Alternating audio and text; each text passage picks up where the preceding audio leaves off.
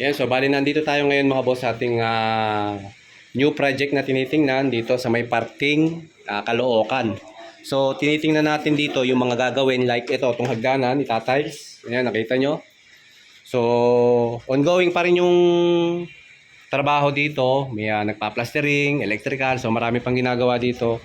So tinignan lang natin yung site para makita ko yung condition ng ating itatiles. Ito, flooring, nandito tayo ngayon sa 3rd floor. So bali, 4 na palapag yung unit na gagawin natin dito. So yan, every unit naman pare-pareho lang ng sukat yan. So ito, merong maliit na balcony. And then meron ditong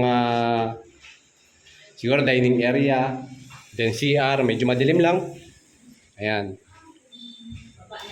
So sa kabilang unit, ganun din.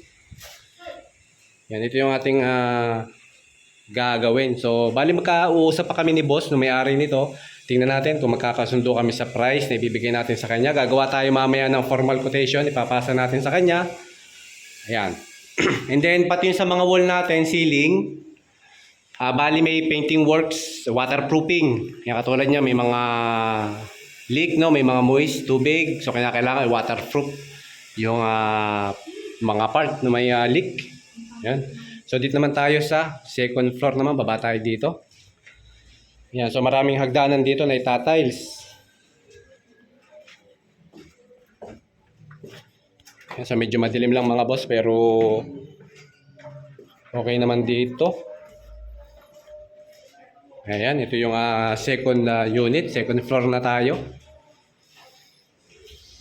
Yan, so kita nyo, pare-parehas lang naman ng unit. Pare-parehas lang ng itsura. Yan, kasama nga pala natin si Ems dahil nag-birthday siya kanina. Namasyal nga pala kami mga boss. Kasama na site visit. Kasama na yung site visiting namin. Dahil malapit lang doon sa pinasyalan namin. Okay, baba na tayo dito sa 1st floor. Ay hindi, mali. 4th floor pala yung pinuntahan natin kanina. 3rd floor, ito 2nd floor na mga boss. Yan, 2nd floor tayo. Yun, naka-ready na rin yung mga water closet nila dito, yung mga accessories ng CR natin, no? Lavatory, andyan na. So, ikakabit na lang, waiting na lang.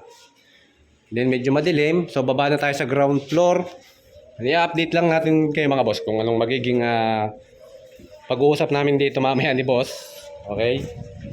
So, mamaya, sana makuha natin yung trabaho na to.